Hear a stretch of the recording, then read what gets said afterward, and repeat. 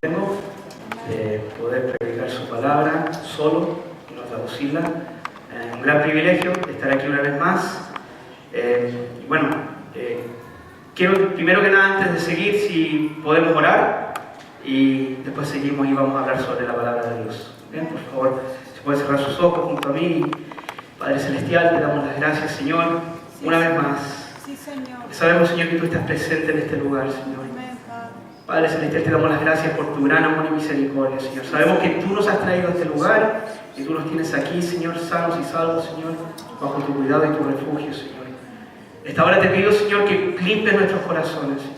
Limpia mi corazón, limpia mi mente, Señor, para poder predicar, para poder escuchar, para poder recibir, para poder que sea tu palabra plantada en nuestros corazones, Señor.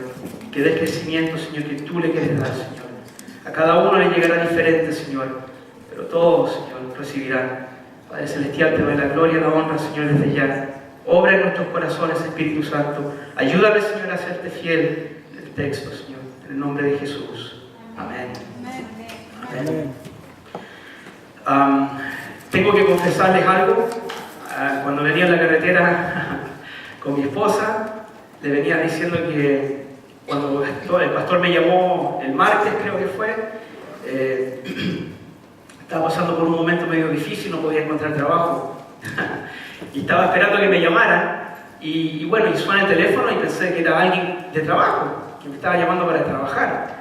Y era Gastón. Y me chocó. No le conocí la voz directamente porque estaba esperando a alguien del trabajo, algo portugués o lo que sea, ¿no? Y atiendo y me dice, aló, Rodrigo. Y estaba haciendo algo porque estaba medio agitado el pastor. Entonces me dice, nos vamos mañana a las 6 de la mañana. Digo, ¿en serio? Porque mi suegra me había dicho que se iban a ir el jueves. Entonces, me dice, no, nos vamos mañana a las 6 de la mañana. Ok, listo, que te vaya bien. Dice, tienes que predicar el domingo. ¿Puedes predicar? Me dice, sí, ok, listo. Ok, esto pasó. Y justamente en ese momento se me viene algo a la mente de predicar, ¿ya? Un tema bíblico que no tenía nada que ver con el tema que traje hoy. Entonces yo le venía diciendo a Leticia hoy día, ¿te acuerdas cuando de repente uno se sienta en la iglesia? Hemos pasado estos momentos donde viene alguien a predicar ay, perdón, Nati, ¿puedes traducir al hijo de Pati? Se me olvidó pedirte delante. Perdón. ¿Le traduces tú, Pati? ¿Está bien? Sorry, Nati, perdona la interrupción. Entonces le venía diciendo a Leticia que muchas veces yo estaba en otras iglesias donde uno se para a la persona y dice, el Señor me cambió el mensaje, entonces tengo otra cosa. Pero a mí literalmente me cambió el mensaje, Señor. El martes, como les decía, cuando recibí la llamada del pastor, pensé que tenía un tema en mente, se me vino directamente a la mente y dije, voy a predicar de eso. Pero, después en oración, estuve orando, y no me sentía, no tenía paz en mi corazón sobre lo que yo quería predicar. Y en la oración, buscando, pidiéndole al Señor, me vino el Salmo 63. A mí me encantan los salmos. El Salmo 63 es un salmo de David, un salmo del rey David. Todos conocemos la vida del rey David, un varón, un hombre de Dios, un hombre que Dios da testimonio de David, un hombre que fue un guerrero, fue un hombre de misericordia, un hombre que perdonó, un hombre que luchó sus batallas y sufrió mucho en la vida. Y incluso el Salmo 63 es uno de los salmos que yo siempre estoy leyendo. Siempre regreso al Salmo 63, porque hay un versículo ahí que me toca mucho, me gusta mucho. Aparte de otros salmos que también siempre estoy leyendo a menudo. Pero el Salmo 63 siempre ha encontrado un lugar especial en mi corazón. Aunque toda la palabra de Dios es de Dios y nos habla, pero en momentos de dificultad a veces siempre tendemos, no sé ustedes, pero yo, a ir a los salmos. En momentos de quebranto, a los salmos. En momentos de confusión voy a los salmos, porque los salmos lo que hacen los escritores de los salmos, no solamente David, sino que Asaf, aún Moisés en el Salmo 90, lo que hacen es levantan la gloria de Dios, exaltan, nos dan una visión de Dios que está sobre lo común. Los salmos se encargan de adorar a Dios, de exaltar a Dios, de rendirle gloria a Dios, de mostrar a Dios en sus obras redentoras. Pero en este momento, el Salmo 63 es un salmo, así como quizás como el Salmo 51, un salmo de penitencia, un salmo de dolor, de sufrimiento. que el rey David, por causa de sus acciones, de sus decisiones en la vida, termina en un lugar, que después vamos a hablar de esto, escribiendo este salmo. El salmo es un salmo que nace del corazón del rey David.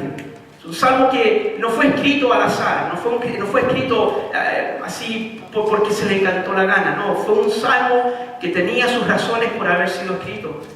Dios, inspirándolo a él, el Espíritu Santo, inspirando al rey David, en un momento de mucha dificultad, escribe estas palabras del Salmo 63. Pero antes de leer el Salmo 63 tenemos que ir un poquito a la historia para poder entender el trasfondo histórico del rey David. Yo sé que muchos de ustedes han leído del rey David. Todos conocemos la vida y el peregrinaje del rey David, cómo empezó como pastor caminando detrás de las ovejas. Conocía lo que era el desierto de Judá, conocía él lo que era pastorear animales, ovejas. Sabía la labor de un pastor, sabía el amor de un pastor hacia sus ovejas. David comenzó siendo el hermano menor de 8, pero fue elegido como rey, ungido, aún desde pequeña edad, jovencito. David no solamente cuidaba de sus ovejas, pero protegía a las ovejas de los enemigos. Mató un oso con sus propias manos, mató leones. Muchacho que tenía experiencia, pero que Dios estaba en su vida obrando, aunque estaba jovencito. Y eso lo vemos de temprana edad en las Escrituras de la vida de David. Cuando David llega a ser rey, pasando por todo lo que tuvo que pasar esos 14 años, prácticamente escondiéndose del rey Saúl, porque el rey Saúl lo quería simplemente liquidar.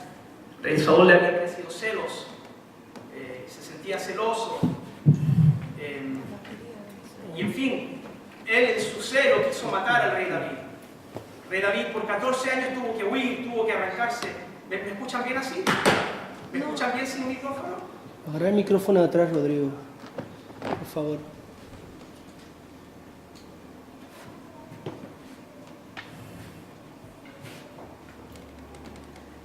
El rey David...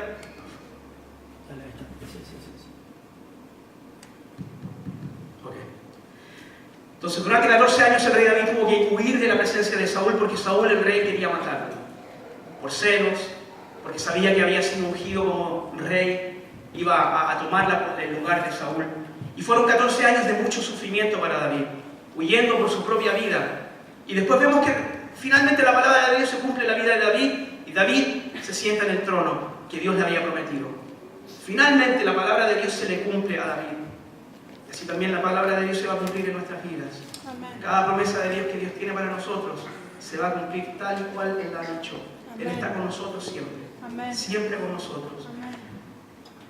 Después de eso el rey David, cuenta la Biblia, 2 de Samuel, desde el capítulo 15 en adelante, donde vemos que el profeta Natán se le presenta al rey David porque había cometido adulterio con Betsabé, ¿no?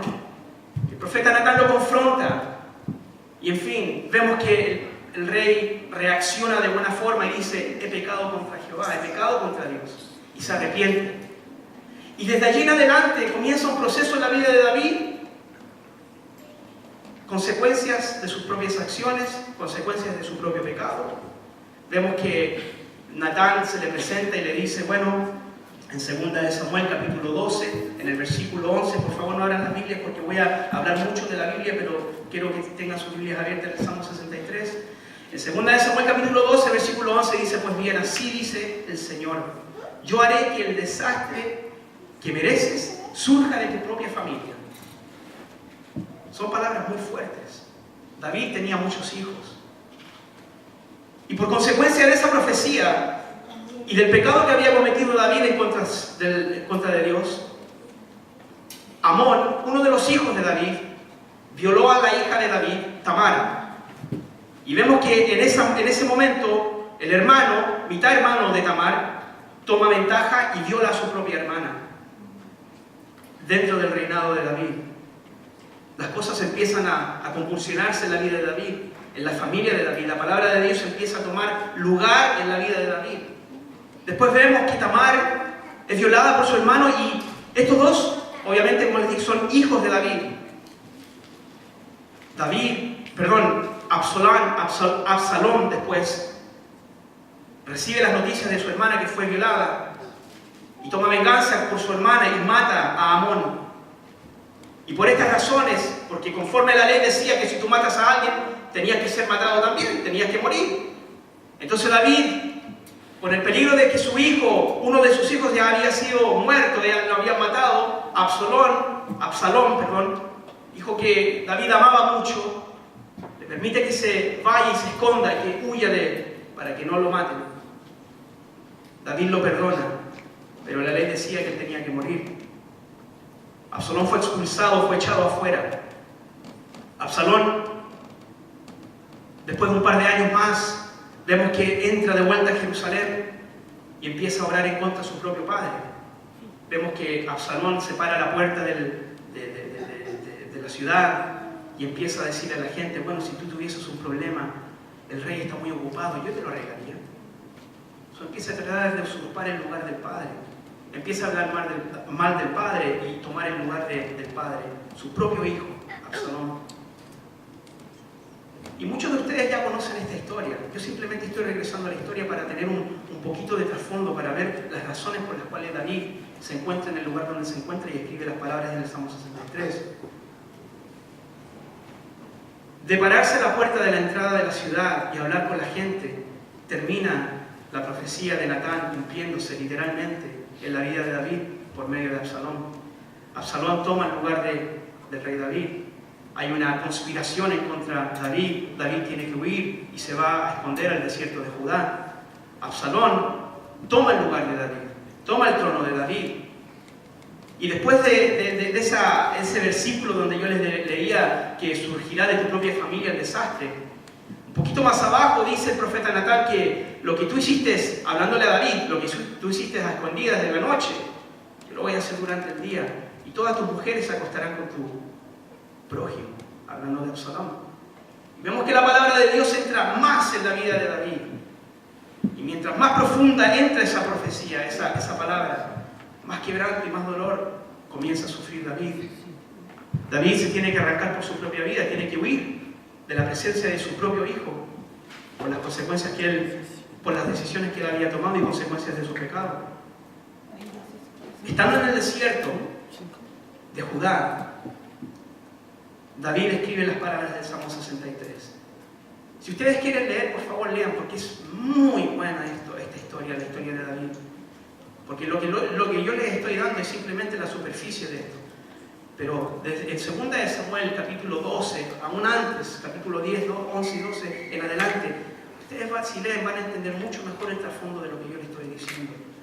La vida de David es una vida que siempre sobresale como personajes de la Biblia, así también como la de Abraham, Moisés. Pues David fue un hombre conforme al corazón de Dios, todo eso nosotros lo sabemos. David comienza a buscar la presencia de Dios en el desierto, en este gran quebranto, en esta vida que está, en este momento de su vida que está pasando. En el versículo 1, primero vamos a leer todo el texto y después vamos a regresar al versículo 1, que dice, si todos tienen sus Biblias abiertas en el Salmo 63, yo voy a leer la NBI, y por favor permítanme leer esta versión porque la Reina Valera me cuesta un poquito más leerla. Va a ser un poquito más diferente a las de ustedes, pero es lo mismo, casi. Dice, oh Dios, tú eres mi Dios, yo te busco intensamente, mi alma tiene sed de ti, todo mi ser te anhela, cual tierra seca, extenuada y sedienta. Te he visto en el santuario y he contemplado tu poder y tu gloria. Tu amor es mejor que la vida, por eso mis labios te alabarán, te bendeciré mientras viva, y alzando mis manos te invocaré. Mi alma quedará satisfecha como de un suculento banquete, y con labios jubilosos te alabará mi boca. En mi lecho me acuerdo de ti, pienso en ti toda la noche, a la sombra de tus alas cantaré, porque tú eres mi ayuda. Mi alma se aferra a ti, tu mano derecha me sostiene. Los que buscan mi muerte serán destruidos, bajarán a las profundidades de la tierra, serán entregados a la espada y acabarán devorados por chacales. El rey se regocijará en Dios. Todos los que invocan a Dios lo alabarán, pero los mentirosos serán silenciados. Esa es la palabra de Dios. Esas son las palabras que escribe el rey David en el Salmo 63. Y entrando directamente ya en el Salmo, en el primer versículo de este Salmo, David comienza a buscar la presencia de Dios, diciendo: oh Dios, tú eres mi Dios. Yo te busco intensamente, intensamente. Mi alma tiene sed de ti, todo mi ser te anhela, cual tierra seca y extenuada y sedienta. David comienza este salmo afirmando su relación con Dios, el Dios que creó los cielos y la tierra. ¿Por qué? Porque las otras naciones que rodeaban a la nación de Israel también tenían sus propios dioses con D minúscula, pero estos eran falsos. Escuchen lo que dice, por ejemplo, Isaías 40, 18, 19 y 20. Dice: ¿con quién me compararán? ¿Con qué imagen lo representarán? Al ídolo un escultor lo funde y un joyero lo enchapa en oro y le labra cadenas de plata. El que es muy pobre para ofrendar escoge madera que no se pudra y busca un hábil artesano para erigir un ídolo que no se caiga. En Éxodo 34, en el capítulo 30, en el versículo 12, 13 y 14, dice: ten mucho cuidado de no hacer ningún pacto con los habitantes de la tierra que vas a ocupar, pues de lo contrario serán para ti una trampa. Derriba sus altares y haz pedazos sus piedras sagradas y sus imágenes de la diosa Aserá. No adores a otros dioses, porque el Señor es muy celoso, su nombre es Dios celoso. Entonces, en comparación con estos falsos dioses, David invoca al verdadero Dios, invoca al único verdadero Dios. La palabra oh Dios, ahí en el principio, en el primer versículo, es literalmente Elohim. Elohim significa el Dios todopoderoso que creó todo lo que existe de la nada y sostiene todo por el poder de su palabra. Elohim también se puede traducir o representa o significa trascendente, que Dios es un Dios trascendente, que nada puede contener a Dios, que Dios, siendo creador, todo le pertenece a Él y todo rinde cuentas a Él. Y ni los cielos, como dijo Salomón, ni los cielos pueden contener su gloria. Dios trascende, este Dios al cual David está invocando, es el Dios que creó todo lo que existe, lo que vemos y lo que no vemos. A este Dios está implorando David. A este Dios es el que David está tratando de buscar en este momento de quebranto, de dolor, huyendo de sus enemigos. Es Elohim al cual David se rinde. David, en la situación que él se encuentra, no deja que esto le robe de sus prioridades. David pudiese haber hecho cualquier otra cosa, pero la situación que lo rodeaba, el momento que estaba viviendo, de esto que su hijo estaba buscando matarlo, no deja que cambie sus prioridades. En medio del caos en su vida, en medio del dolor en su vida, en medio del sufrimiento que solo él como padre pudiese haber experimentado, su propio hijo quería matarlo y tomar su trono. Y no solo en una perspectiva horizontal, sino también esto que David estaba pasando tenía que ver también con una perspectiva vertical. Su palabra en la vida de David se estaba cumpliendo. La palabra de Dios se estaba cumpliendo. Sin duda estaba tomando el lugar en la vida de David. David era un hombre que aceptaba la disciplina. David sabía muy bien que Dios era un Dios que corregía a sus hijos, que disciplinaba a sus hijos. Si ustedes recuerdan el momento cuando había pecado David también y se encuentra delante del profeta y el profeta le dice: elige tres opciones. Y David dice: bueno, prefiero caer en las manos de Dios porque sé que allí encontraré misericordia. Prefirió caer en las manos de Dios y eligió bien. No dijo: no, yo no quiero la disciplina de Dios. Dijo: no, recibo la disciplina porque sé que allí también encuentro misericordia. En las manos de Dios, la misericordia de Dios, la disciplina va de la mano de la misericordia y también de la restauración. David era un hombre que aceptaba la disciplina de Dios y a la misma vez él sabía que en medio de las consecuencias de sus pecados podía encontrar el amor de Dios, la ternura, la misericordia de Dios.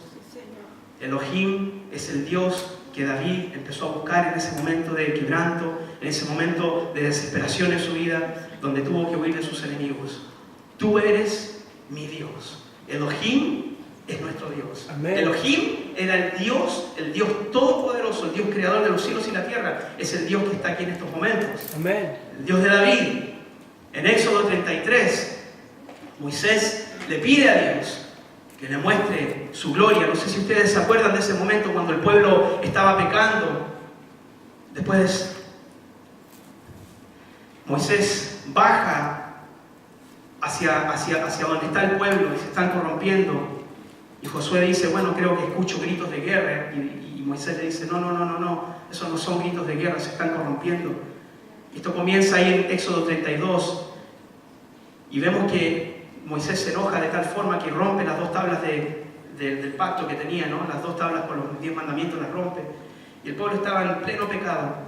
Después sube de vuelta porque Dios lo manda a pedir que suba y que lleve 2 tablas de vuelta hacia arriba para que Dios escriba una vez más los 10 mandamientos. Moisés le pide a Dios en este capítulo 33 que le muestre su gloria. Y Dios le responde a Moisés diciendo en el versículo 19, le dice, yo mismo haré pasar toda mi bondad delante de ti y proclamaré delante de ti el nombre de Yahvé, el nombre de Jehová. Tendré misericordia del que tendré misericordia y me compadeceré del que me compadeceré. En el versículo, después un poquito más abajo, en el capítulo 34, la conversación sigue en el mismo contexto, en el mismo momento donde Moisés está hablando con Dios. Y Dios le habla a Moisés en el versículo 5 del capítulo siguiente, del 34, y le dice, y Yahvé, o Jehová, descendió en la nube, y estuvo allí con él, e invocó el nombre de Yahvé, o el nombre de Jehová. Pasó pues Yahvé por delante de él, proclamando, el Señor, Dios misericordioso y clemente, lento para la ira y grande en verdad, que guarda la misericordia a millares y que carga con la iniquidad, la transgresión y el pecado, pero de ningún modo justifica al culpable, que visita la maldad de los padres sobre los hijos y sobre los hijos de los hijos, hasta la 3ª y 4ª generación. Entonces escuchen lo que Moisés hace después de escuchar a Dios hablarle a él. Entonces dice, Moisés se apresuró e inclinándose a tierra se postró. Moisés adoró a Dios con temor por su misericordia. David conocía a este Dios. David era un hombre que estaba muy apegado a la palabra de Dios. David conocía la historia de Moisés, de este momento que yo les leí acá. David sabía el carácter de Dios. David sabía que Dios iba a disciplinar su vida, pero siempre de la mano de la misericordia. Siempre con misericordia y amor iba a disciplinar a quien sea, en este momento, en este caso, a David. Nuestros sufrimientos en esta vida no se comparan a los sufrimientos del infierno. Y David también sabía eso. David tenía muy claro que aunque lo que pudiese estar pasando David en esta vida aquí terrenalmente no se comparaba a los sufrimientos del infierno y del castigo eterno que muchos irán a recibir. La misericordia de Dios significa simplemente esto, que Dios no nos da lo que realmente merecemos. Dios no nos trata conforme a nuestros pecados merecen. Jesús tomó nuestro lugar y recibió todo ese castigo. Todo el castigo que nosotros pudiésemos haber recibido de parte de Dios eternamente, Jesús se puso en nuestro lugar, y todo eso nosotros ya lo sabemos, ¿no? Que Él tomó nuestro lugar en la cruz y Él recibió ese castigo. David entendía que Dios era un Dios de misericordia, que Dios iba a tener, aunque estuviese siendo disciplinado, iba a tratar e iba a restaurar a David. En este salmo también encontramos a David adorando con todo su ser. Dice, yo te busco intensamente. Intensamente es algo del corazón, que puede solamente nacer del corazón. Para David solamente hay una sola cosa que puede satisfacer el alma, y esa es la presencia de Dios. Estando en el desierto, lo único que puede hacer David es encomendarse en las manos de Dios, y de esa forma buscar a Dios y su presencia. Como les decía, David él sabía muy bien todo lo que estaba escrito en el Pentateuco, en el Éxodo, en esta historia de Moisés. David había aprendido a conocer a Dios, y buscaba la presencia. Es una intensidad que resuelve buscar y encontrar solamente la razón por la cual él fue creado. David sabía muy bien que desde el vientre de su madre había sido llamado por Dios a ser un hombre de adoración. Adorar a Dios era lo primordial para David. Por eso que tenemos tantos salmos de David. Y no importaba la situación, ni el lugar, ni el momento que se encontraba, siempre vemos a David adorando. Nunca lo vemos pausado, nunca vemos que David deja de adorar por las circunstancias. Siempre busca, intensamente, dice aquí en el primer versículo, buscando la presencia de Dios. Es lo único que podía satisfacer la vida de David. Es una búsqueda intensa que resuelve con perseverancia cada día en oración, llegar al trono de misericordia y gracia y ser refugiado por Dios. No había otro lugar para David, aunque estaba en el desierto, un lugar seco, un lugar árido, un lugar donde no hay vida quizás. Buscaba vida en la presencia de Dios. David no buscó ayuda en sus amigos, ni en sus familiares. David no recurrió a sus soldados, porque él no estaba solo en el desierto. Muchos habían ido con David. Cuando David estaba saliendo de la ciudad, muchos lloraban, muchos se lamentaban porque David se tenía que ir porque sabía que su hijo lo iba a venir a matar. Pero no fue solo, fue acompañado por sus propios guerreros. David pudiese haberse quedado en la ciudad y haber tomado venganza contra su propio hijo. Pero en vez de hacer eso, tuvo misericordia con su propio hijo y dejó todo el asunto en las manos de Dios, sabiendo muy bien que todo lo que estaba pasando era por consecuencia de sus pecados. Con mucha intensidad buscó a Dios hasta encontrarlo. El Salmo 73, en el versículo 25 y 26 dice: ¿a quién tengo yo en los cielos? Y fuera de ti, nada deseo en la tierra. Mi carne y mi corazón desfallecen, pero la roca de mi corazón y mi porción es Elohim para siempre. Amén. Con esa intensidad, todos nosotros tenemos que buscar a Dios. Amén. Si lo hacemos, realmente lo vamos a encontrar. Es una búsqueda que comienza día tras día tras día con perseverancia de buscar a Dios, no importando lo que estamos pasando. El quebranto a veces nos lleva a nuestras rodillas, pero a veces los buenos momentos quizás nos alejan o nos ponemos un poco flojos en nuestra búsqueda de Dios, en nuestra relación con Dios, en oración. Pero no podemos dejar que las cosas de la vida nos roben de nuestras prioridades, sea bueno o sea malo. Nuestra prioridad siempre tiene que ser una búsqueda de Dios. Después dice en el mismo versículo: mi alma tiene sed de ti. Comparando lo seco que era el desierto, él encuentra su propia alma y la compara al ver el desierto y dice: tengo sed de ti. Todo mi ser te anhela, cual tierra seca, extenuada y sedienta. David se encuentra en el desierto, un lugar que es seco, donde no hay agua. El desierto es un lugar donde la vida es muy escasa. El desierto es un lugar donde lo que un día tenía vida, rápidamente la puede perder. Todo se marchita por los fuertes calores. Ezequiel 37, aunque no tiene que ver mucho con el desierto, pero escuchen lo que dice Dios a Ezequiel. Aunque los huesos secos, como les dije, están en un valle en el capítulo 37. En el capítulo 5 del capítulo 37 dice: así dice Adonai a estos huesos: he aquí yo hago entrar espíritu en vosotros y viviréis. Solo Dios puede traer vida a lo que está muerto o seco. Solamente Dios puede restaurar lo que está marchitado. Mirando hacia su alrededor, David no consigue otras palabras y exclama: mi alma tiene sed de ti. En el desierto todos sabemos que la vida es escasa, pero David recurre simplemente al que puede darle vida en este momento de su vida. Todo mi ser te anhela. El anhelo por Dios en nuestras vidas tiene que reflejarse en que Dios es suficiente para nosotros. Amén. Dios es suficiente para nosotros. Amén. Nada puede reemplazarlo. Nada puede tomar el lugar de Dios. Nada debería de tomar el lugar de Dios o reemplazar el lugar de Dios. Él merece el lugar número uno o la prioridad número uno en nuestras vidas, porque Él es suficiente. En todo momento de nuestra vida Dios es suficiente. John Piper dijo esto, dice: Dios se glorifica en tu vida cuando tú te satisfaces en Él en medio del dolor o aún pérdida en tu vida. Amén. Dios se va a glorificar en tu vida siempre y cuando tú te satisfagas completamente en Dios. Si tú estás satisfecho en Dios completamente, no importando la situación que te encuentras, Dios se va a glorificar en tu vida, porque Él va a ser tu todo en todo momento, en todos los días de tu vida. Dios va a ser el todo en tu vida. Job Escuchen las palabras que dice Job en el capítulo 1 y después en el capítulo 2. Versículo 21 del capítulo 1 dice esto: desnudo salí del vientre de mi madre y desnudo he de partir. El Señor da, el Señor ha quitado, bendito sea el nombre del Señor. ¿No es eso una verdad en nuestras vidas? A veces cuando las cosas se desvanecen de nuestra vida, a veces las cosas se van de nuestra vida, Dios sigue siendo Dios. Dios siempre merece toda la gloria. Y Job sabía muy bien estas cosas. Si ustedes quieren aprender sobre el quebranto en una persona, el sufrimiento en la vida de un hombre, lean la historia de Job.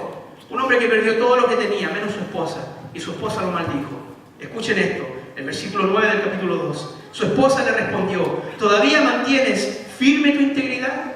Después de haber pasado todo el sufrimiento, después de haber perdido todas las riquezas, todo lo que era de los hijos, fueron arrasados por los enemigos que vinieron a robar, y todo lo que tenía desapareció de la vida de Job.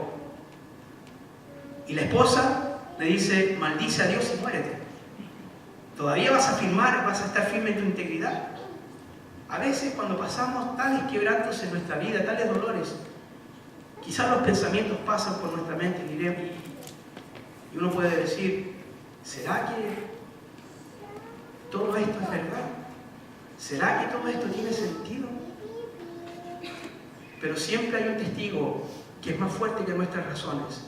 Siempre hay un testigo que da razón más fuerte para seguir a Dios. Y ese testigo es el Espíritu Santo. Amén. El Espíritu Santo, cuando testifica dentro de nuestras vidas, quiebra toda razón, saca de nuestra mente o quiebra, echa abajo todo razonamiento humano, aún en los momentos de dificultad. ¿Firme te vas a mantener en integridad? Maldice a Dios y muérete, le dice. El versículo 10 dice: Job le respondió: mujer, hablas como una necia, realmente. Si de Dios sabemos recibir lo bueno, ¿no sabremos también recibir lo malo? ¿Ustedes saben lo que Job está diciendo acá? Job está diciendo literalmente: todo lo que me pasa viene de Dios. Amén. Todo. Aún eso es lo que te causa dolor. Aún eso es lo que te hace llorar cuando estás solo. Esas cosas que tú piensas y que nadie más sabe, han sido permitidas por Dios. ¿No sabremos también recibir lo malo? Esas son palabras profundas. Son palabras profundas. Pero si también hacemos un poquito de estudio en la vida de Job, vamos a ver cuando Satanás entra a la presencia de Dios y le dice: tú bendices a Job, tú compras tu adoración, tú le das a Job por eso que él te bendice, tú compras tu adoración. Satanás le dice eso a Dios. Y Dios le dice: bueno, tócalo, pero no su alma. Toca todo lo que tiene, menos su alma. Y Dios permitió eso en la vida de Job. Pudo haber rechazado todo lo que Dios le decía, pero también al final del libro de Job vemos que de oídas te había oído, pero ahora mis ojos te ven. La perspectiva de Job cambió de Dios y supo entender que aún lo malo Dios lo permite. Dios es un Dios soberano. Todo control está en las manos de Dios. Amén. Esas cosas que nadie conoce de nosotros están en las manos de Dios. David corre hacia Dios en el desierto porque él sabe que Dios tiene todo el control. No hay cosa que quede fuera de los ojos de Dios. El pastor estamos predicando, bueno, estoy traduciendo yo, pero él está predicando sobre Hebreos. Y eso mismo es lo que dice en Hebreos 4:12, ¿no? Que la palabra de Dios es cortante, de espada de doble filo, y que discierne todo lo que existe, todos los pensamientos, y penetra. David sabía que Dios tenía todo bajo control. En el versículo 2 dice: te he visto en el santuario y he contemplado tu poder y tu gloria. Estando lejos del santuario, porque se había tenido que arrancar de la presencia de su propio hijo, estando en el desierto, David no hace ni una otra cosa más que recordar el santuario. no deja de recordar los momentos en que pudo contemplar la gloria de Dios. ¿Por qué? Porque el arca del pacto estaba en el santuario. Y era en el arca del pacto donde se manifestaba la presencia de Dios. Aunque Dios estaba con David en el desierto, él no dejaba de pensar en la ciudad, en el tabernáculo donde estaba el arca del pacto. Su memoria lo llevaba a recordar los momentos de adoración en el santuario junto a las demás personas que adoraban a Dios junto con él. David era un hombre de adoración, pero él no adoraba solo. Había muchos que adoraban con él. Muchos que lo acompañaban en adoración. Muchos que fueron fieles a David. Porque acuérdense de esto, que David fue un tipo de Cristo. Un tipo de Cristo. Y había muchos fieles con él. No importa lo que estés viviendo, o cuán grande sea el dolor de tu vida, no dejemos de desear la casa de Dios y también el pueblo de Dios. Son esas dos cosas que Dios ama más. La casa de Dios, un lugar donde se reúne su pueblo, y el pueblo en sí mismo. Dios ama a la iglesia. En los momentos de dificultad mucha gente abandona la fe, se quedan en casa, bajan el ánimo, no quieren perseverar. Nosotros no podemos ser así. Nosotros tenemos que tener una perspectiva bíblica de estas cosas. Tenemos que aprender de la vida de David, de la vida de Job. ¿Vas a mantener tu integridad? Claro que sí. Claro que tenemos que mantener nuestra integridad. David la mantuvo, Job la mantuvo, Moisés la mantuvo y llegaron hasta el final. No hay cosa alguna que nos pueda separar de Dios. Y todo eso nosotros ya lo sabemos. No hay nada que nos pueda separar de Dios. En el versículo 3 dice: tu amor es mejor que la vida, por eso mis labios te alabarán. En este salmo David expresa una necesidad, no solamente del alma, pero también él menciona en los versículos 1, 5 y 8 sobre el alma. Él habla sobre el alma en estos 3 versículos, pero también en su acto de adoración hacia Dios involucra otros elementos de su cuerpo, como sus ojos, su voz, sus manos y la mente. En otras palabras, todo el ser de David, cuerpo, alma y espíritu, están en adoración hacia Dios. Todo está concentrado en Dios. Toda su vida, todo lo que él es, está simplemente enfocado en Dios. En el versículo 2, hablando de sus ojos, dice: he visto y contemplar. En el versículo 3 y en el versículo 5 dice: mi voz, mis labios te alabarán. Versículo 4 habla de sus manos, alzando sus manos en adoración, en símbolos de rendimiento. En el versículo 6 habla de la mente, cuando dice: me acuerdo de ti. Todo el ser de David, todo su cuerpo, toda su alma, todo lo que David es, está concentrado en Dios, aunque está pasando este momento en su vida. En otras versiones la palabra misericordia, la palabra amor es traducida como misericordia y dice que es mejor que la vida. Se rinde ante uno de los atributos de Dios. La misericordia de Dios, hermanos, como les dije anteriormente, es exactamente lo que Dios no nos da, pero que realmente merecemos. Y David se rinde ante la misericordia de Dios. Se rinde ante uno de los atributos de Dios. Porque en este momento David está huyendo por su vida. Él reconoce que quizás debería de haber estado muerto, quizás, por la espada de su propio hijo. David reconoce que fue el Dios de misericordia quien le había permitido escapar. Entonces, con mucha razón, exclama: tu amor es mejor que tu misericordia es mejor que la vida. David, si se hubiese quedado en Jerusalén, corría el riesgo de haber sido matado, de que su hijo lo iba a matar. Pero Dios le permitió que huyera de Jerusalén, porque el hijo simplemente quería quitar su vida y quería usurpar el trono. Y David huye, sabiendo que estaba en las manos de Dios y que era la misericordia de Dios que había permitido todo esto. David no puede callar entonces sus labios. Alabarán a Dios porque Él le había dado esta salvación. En el versículo 4 de este mismo salmo dice: te bendeciré mientras viva, alzando mis manos te invocaré. Aquí David hace una declaración sobre su vida, sobre el futuro. Se propone a bendecir a Dios mientras se encuentre con vida. El Salmo 6, versículo 5 dice: en la muerte nadie te recuerda, en el sepulcro ¿quién te alabará? Entonces, a la luz de esta revelación, David se rinde alzando sus manos hacia Dios y le busca. Nunca es suficiente. Siempre hay más de Dios.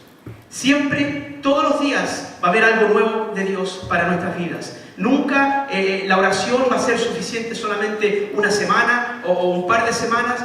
Es todos los días, continuamente, durante todo el año, porque Dios es más que suficiente. Siempre hay mucho más de parte de Dios para nosotros. Y David sabía eso. ¿Por qué? Porque si hubiese estado muerto, no lo pudiese haber alabado. Si David hubiese estado muerto, nunca pudiese haber alabado. Por eso que el Salmo 6 dice: ¿quién te puede alabar desde la tumba, desde el sepulcro? ¿O quién muerto puede rendirte gloria? Nadie. Todo lo que muere simplemente está bajo tierra. Pero como él sabía que Dios había tenido misericordia de él, sigue adorando, sigue alabando a Dios. En el versículo 5 vemos que dice: mi alma quedará satisfecha como de un suculento banquete, y con labios jubilosos te alabará mi boca. Para un hombre de Dios y una mujer de Dios, en medio de la aflicción, satisfacerse físicamente queda en segundo plano, en segundo lugar. En estos momentos de aflicción, cuando uno está pasando momentos dificultosos en la vida, los otros placeres de la vida, quizás aún alimentarse o comer cosas ricas, quedan en segundo lugar. Porque lo único que uno tiene hambre o la necesidad es de buscar simplemente a Dios. Una vez más, David reconoce que esto es solo posible por medio de Dios. Mira hacia el futuro y anticipadamente esperando un seguro regreso hacia Jerusalén. Segunda de Samuel, en el capítulo 15, en el versículo 25 y 26, escuchen lo que dice. Dice: luego le dijo el rey al sacerdote Sadoc: vuelve el arca de Dios a la ciudad. Si cuento con el favor del Señor, Él hará que yo regrese y vuelva a ver el arca y el lugar donde Él reside. En el versículo 26 dice: pero si el Señor me hace saber que no le agrado, quedo a su merced y puede hacer conmigo lo que mejor le parezca. David, estando lejos, él dice: te alabaré, entendiendo que algún día Dios le va a dejar regresar a la ciudad. Él sabía que Dios le iba a dar la salida de este turbuloso problema que tenía, pero él confía en Dios y de esa forma dice: voy a regresar a Jerusalén y voy a poder adorar a Dios en su santuario y voy a poder contemplar el arca del pacto una vez más. Depende de Dios solamente. Todo esto de David depende solamente de Dios. En el versículo 6 dice: en mi lecho me acuerdo de ti, pienso en ti toda la noche. No hay descanso físico. En esto de buscar a Dios, no hay descanso físico. Siempre, nunca la excusa debería de ser: estoy muy cansado. Siempre tenemos que perseverar en esta búsqueda. No solo de día, sino que también de noche. Estando a solas, en el silencio de la noche, puede meditar y pensar en Dios. ¿Cuántos de nosotros nos acostamos en la noche y nos podemos agradecer a Dios por las cosas que Él ha hecho en nuestra vida? No solamente por el día, quizás también meditando en las cosas que ha hecho Él en el pasado. Es importante que hagamos estas cosas. ¿Saben por qué? Porque reconocemos la mano de Dios en nuestra vida. Y nos da lugar también para poder agradecer a Dios. En los momentos de la noche, cuando uno está solo, en el silencio de la noche, podemos meditar en Dios y contemplar las cosas que Él ha hecho en nuestra vida y lo bueno que Él ha sido en nuestra vida. Muchas veces los problemas de la vida nos roban el sueño. Y cuando pasa de esa forma tenemos que simplemente recurrir a Dios. El problema de David no eran sus enemigos, pero la gran necesidad que él tenía por Dios. Los enemigos de David no era tan gran importancia para David, pero era Dios la importancia de David, era la necesidad que él tenía de Dios. ¿Cuáles son los enemigos que nosotros podemos tener? ¿Cuáles son los enemigos que tú quizás tienes? Puede ser la enfermedad, pueden ser tus finanzas, puede ser tu propia familia, tus pecados, tu trabajo, tu pasado, tu futuro. ¿Qué ídolo te roba el sueño? ¿Qué cosas nos roban a nosotros el quizás no dormir, el no vivir de una forma que le agrada a Dios? Medita en Dios, medita en la cruz, medita en la palabra de Dios, medita en su promesa que Él está con nosotros, medita que Él quiere medita en querer orar y buscar de Dios, medita también en el carácter de Dios y sus atributos, como lo hace David mismo en el Salmo, recordando la misericordia de Dios, recordando la bondad de Dios, recordando el amor de Dios. En estas cosas tenemos que aprender a meditar, aún en los momentos de problema. ¿Quién de nosotros no ha vivido problemas en la vida? ¿Cuáles son nuestras reacciones hacia esos problemas? ¿Qué reacción podemos tener? Leyendo el Salmo 73, aprendemos las reacciones correctas de meditar en Dios, de recurrir a Dios, de buscar a Dios en todos esos momentos de dificultad. En los versículos 7 y 8 de este Salmo habla sobre, en el versículo 7 dice, a la sombra de tus alas cantaré, porque tú eres mi ayuda.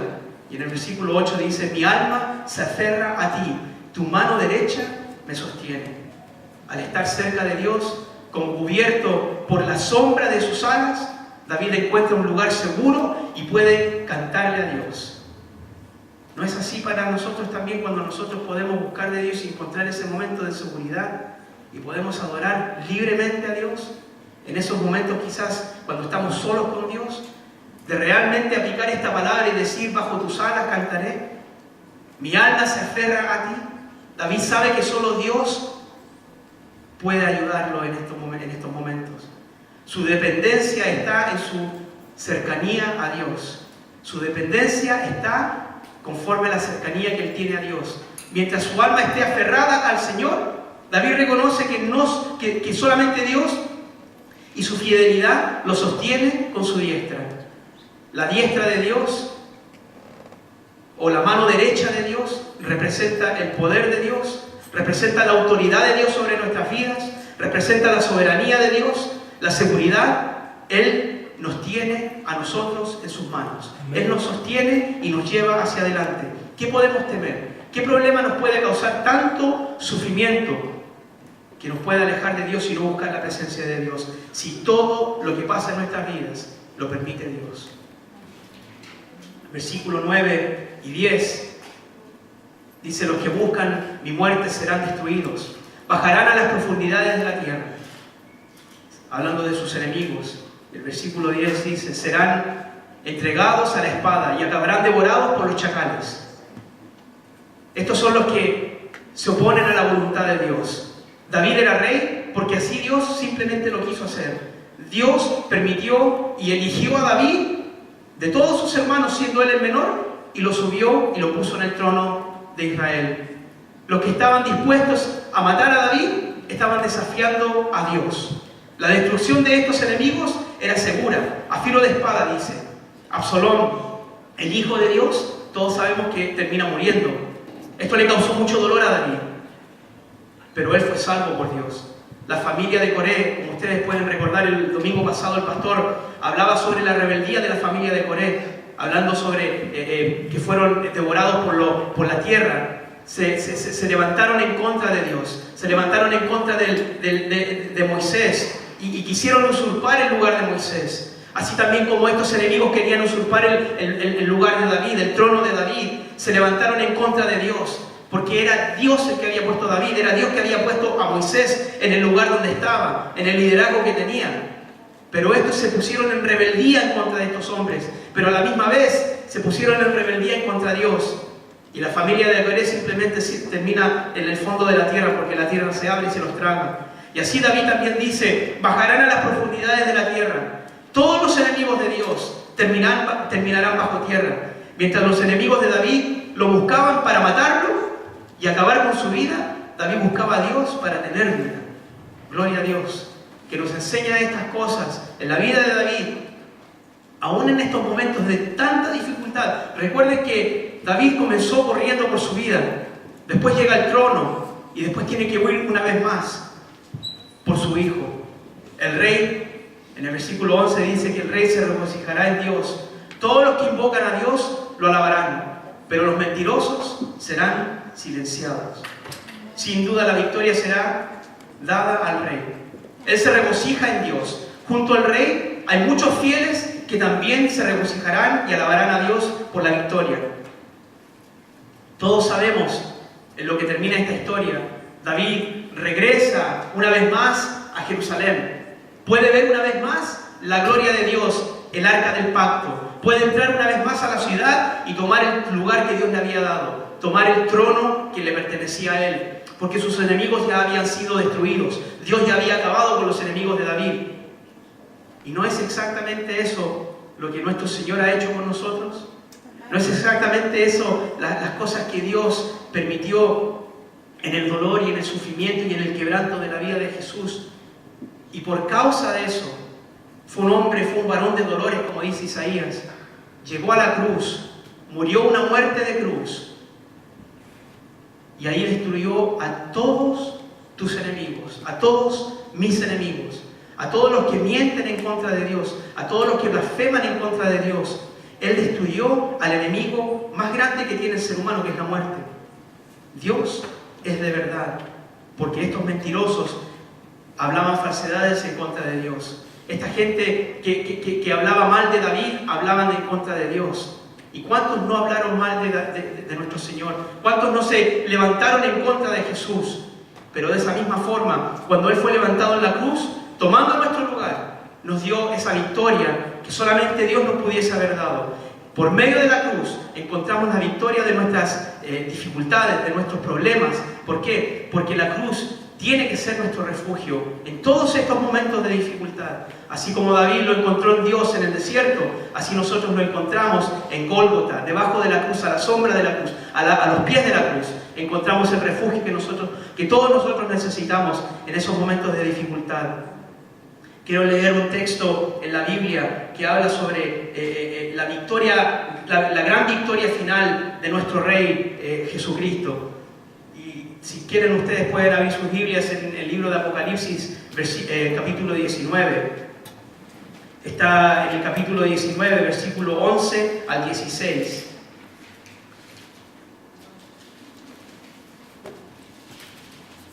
La victoria de Dios, como ya podemos ver, al leer la palabra de Dios, es una victoria que no va a cambiar. La historia de Dios ya está escrita. Nuestra victoria también ya está escrita. Así como Dios le dio la victoria a David y a los fieles de David, también Él nos ha dado la victoria. Escuchen lo que dice en el versículo 11 hasta el 16 del capítulo 19. Dice: luego vi el cielo abierto y apareció un caballo blanco. Su jinete se llama Fiel y Verdadero. Con justicia dicta sentencia y hace la guerra. Sus ojos resplandecen como llamas de fuego y muchas diademas ciñen su cabeza. Lleva escrito un nombre que nadie conoce sino solo Él. Está vestido de un manto teñido de sangre y su nombre es el Verbo de Dios. Lo siguen los ejércitos del cielo, montados en caballos blancos y vestidos de lino fino, blanco y limpio. Esos somos nosotros. De su boca sale una espada afilada con la que herirá a las naciones. Las gobernará con puño de hierro. Él mismo exprime uvas en el lugar del furor del castigo que viene de Dios Todopoderoso. En su manto y sobre su muslo lleva escrito este nombre: Rey de Reyes y Señor de Señores. Jesucristo nos ha dado tan gran victoria que no solamente fue en la cruz, sino que el libro de Apocalipsis la anticipa en el futuro, dándonos una plena seguridad que en todo este trayecto de la vida, en todo este caminar de nuestro diario vivir, vamos a encontrar problemas, seguro que lo vamos a encontrar. Los grandes hombres y mujeres de la Biblia lo encontraron, pero siempre perseveraron adelante, siempre de la mano de Dios. David en este salmo nos da un ejemplo por excelencia de lo que es sufrir, pero aferrarse a Dios, estar con Dios en medio de todos los problemas, en medio de la soledad, en medio de todo lo que podemos vivir. Y vemos que en el futuro la gran victoria siempre va a ser de Dios por medio de Jesucristo. Con esto termino el mensaje. Si pueden cerrar sus ojos, vamos a orar. Espero que este salmo les haya bendecido, les haya hablado. Espero que más que el salmo, Dios les haya enseñado algo por medio de las palabras de David. Como les dije al principio, el Salmo 63 ha sido un salmo que siempre, constantemente lo leo, porque hay dolores en la vida, hay cosas que a veces vienen a nuestras vidas que que no esperamos, cosas que quizás nadie más sabe, cosas que quizás muchos saben, no lo sé, cosas del pasado que a veces nos persiguen, que se convierten en desiertos en nuestra vida. Pero es allí, en esos momentos, donde tenemos que buscar la presencia de Dios. Dios siempre y nunca nos va a dejar. Esa es promesa de Él. La palabra de Dios siempre se cumple, así como también se cumplió en la vida de David, se va a cumplir en la vida de nuestras vidas. Pero nunca dejando de lado la soberanía de Dios y el sufrimiento que Él permite en nuestras vidas. Nunca dejando de lado la soberanía de Dios. Él tiene todo bajo control. Todo bajo control. Padre, te doy las gracias, Señor, porque a través de tu palabra solamente tú nos hablas. Nos hablas, Señor, al corazón, nos hablas al alma, nos hablas en los momentos de necesidad, Señor, nos hablas en momentos de desesperación, nos hablas en momentos donde necesitamos solamente encontrarnos contigo. Tú mismo dijiste, Señor, que al que pide se le dará, el que busca encontrará, y al que golpea se le abrirá, Señor. Esas palabras van creciendo en intensidad, Señor. Y así yo te pido, Padre Celestial, que toques nuestras vidas, que toques nuestros corazones, Señor. Que nuestra búsqueda de ti, Señor, vaya creciendo en intensidad, Señor. Padre Celestial, en las noches, ayúdanos a meditar en ti. Durante el día, en el trabajo, ayúdanos a pensar en ti, a meditar en tu palabra, a recurrir a ti, Señor, en todo momento. Señor, aunque la muerte, Señor, aunque la muerte o la sombra de la muerte, Señor, esté cerca de nuestras vidas. Como dice David, Señor, en el Salmo 23, no temeré, pasaré por esa sombra, porque tú nos sostienes, Señor, con tu mano derecha. Tú nos sostienes con tu mano derecha, Señor. Tú no nos dejas. En medio de la disciplina, Señor, tú no dejas a tus hijos de lado, Señor. En medio de la soledad, Señor, tú no dejas a tus hijos de lado. Siempre estás supliendo lo que necesitamos. Ayúdanos, Padre. Ayúdanos, Señor, te pido. Que podamos buscarte, Señor. Que podamos encontrarte. Que podamos llegar a tu puerta, Señor, y golpear, Señor, con desesperación. Buscarte, Señor, buscarte intensamente. Porque siempre hay más de ti, siempre hay más. Y que tú, Señor, en nuestra vida, Señor, puedas ser suficiente. Que tú puedas ser suficiente en nuestra vida, Señor. Que lo que está escrito en tu palabra pueda ser, Señor, suficiente para nuestra vida. Ayúdanos a orar, Señor. Infunde en nuestros corazones, Señor, búsqueda en oración. Búsqueda, Señor, en rendimiento. De rendirnos a ti, Señor. Los muertos no te pueden alabar, Señor. Los que están bajo tierra no te pueden adorar, Señor. Por eso en esta hora, Señor, levantamos nuestras manos y te adoramos, Señor. Porque tú vives, Señor. Porque tú reinas, Señor. Porque tú eres grande en misericordia, Señor. Acudimos a ti, Señor, y a tus atributos, Señor. A tu carácter bondadoso, Señor. Que tú eres un Dios que sufre por nuestros pecados, Señor. Eres un Dios que sufre, Señor, cuando no te ponemos atención, Señor. Eres un Dios celoso. Tú quieres ser adorado por tu pueblo, Señor. Por eso que estamos aquí, Señor, adorándote, porque tú eres Dios sobre nuestras vidas, Señor. Tú eres Elohim. Tú eres el creador de los cielos y la tierra, Señor. Tú eres el Dios que ha creado todo de la nada, Señor. Pero sostienes todo con la diestra de tu mano, Señor. Por el poder de tu palabra, Señor. Tú eres el Dios todopoderoso, Señor. Eres el Dios que nos cuida. Eres el Dios que nos lleva adelante, Señor, en victoria. Porque todas las cosas obran para bien. Sí, Señor. Para los que han sido, Señor, escogidos conforme a tu voluntad, Señor. Todas las cosas obran para el bien, Señor.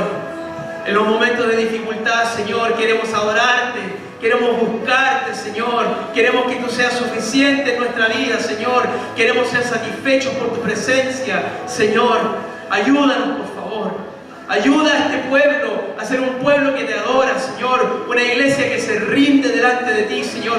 Una iglesia, Señor, que sabe que este lugar es un lugar de reverencia, Señor. Es un lugar donde entramos a lo no común, Señor. Que este es un lugar santo, santo, porque tú estás aquí, Señor.